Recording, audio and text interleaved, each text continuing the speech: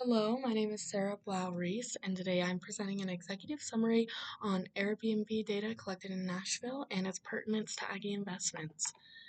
Um, as means of introduction, throughout the last 4 months, I've explored data surrounding current Airbnb listings in the Nashville area. After conducting thorough research and carefully analyzing this data, I am ready to offer an informed recommendation to Aggie investments. It includes information and data pertaining to the possibility of entering the Nashville market, the types of listing to acquire, and the best way to go about managing these listings. The methods I used in this project, in this research, were first data cleaning. So here we addressed ethical concerns, removed unnecessary data, standardized data types, merged similar labels, and improved the data for the next research stage, which is data understanding. In this stage, we explored data for insights. This is where we kind of got a general descriptive statistics. We addressed missing data, we identified and analyzed outliers, we took care of them, and we achieved kind of an overview, broad overview, high level of what story the data was telling us. And then in the third stage, which is data modeling, we applied k-means clustering analysis. We developed association rules and we conducted a correlation analysis. In all of these, we identified patterns and relationships in the data. All of these different processes come with different assumptions and limitations. So, assumptions for data cleansing include data sources. We assume that data sources are reliable and accurate and that dropped information is irrelevant to the research goals. The limitations of that are that there's potential loss of valuable information during data cleansing. However, we took extensive steps to make sure that that didn't happen, so I don't believe that should be an issue for this um, this project.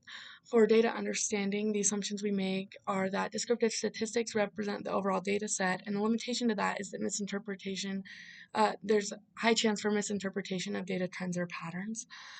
Second assumption is that outliers and missing data are not critical to final results.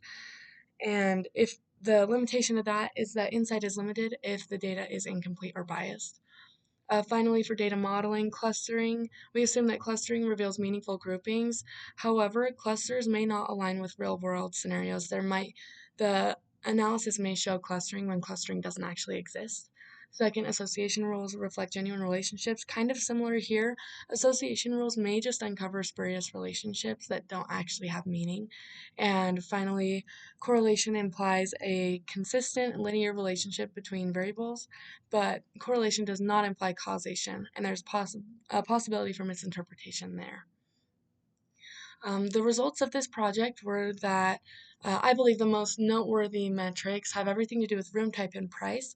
These are the two most important factors when choosing which types of rentals to purchase and list. The graph on the right side of your screen shows average price by room type, gives us a good idea of knowing which types of rooms would give us the most revenue if Aggie Investments chooses to invest. Obviously, hotels on the far right have the highest average price, meaning there's the highest possibility or potential for revenue generation. My business recommendation falls in line with that. I would recommend that Ag Investment first acquires rentals in Nashville. It seems to have a high potential for earnings and would be a profitable investment to the firm. The graph to the right shows a stacked bar chart with average price and availability values for each room type. Availability in this data set is described as how many days the listing is available for a booking in a year. So how many days out of the year can you actually reserve this rental? And price is measured in US dollars. Looking at the graph, it's obvious that hotel rooms have the highest potential um, for generation of revenue because of their high availability and price. After thoughtful consideration, I'd recommend that Aggie Investment funds the purchase of a hotel in Nashville, Tennessee. I know hotels have a higher upfront cost of purchasing, but Nashville's tourism appeal and the price and availability of these hotels point to the largest potential for gains by investing in these hotels. In conclusion, based on the analysis of room type availability and pricing, along with other factors that were included in the data set, it's evident that hotels offer the highest potential for revenue generation. I believe that um, year-round availability and a high pricing makes hotels the most attractive investment opportunity for Aggie Investments. I hope you learned something in my presentation, and thank you for your time.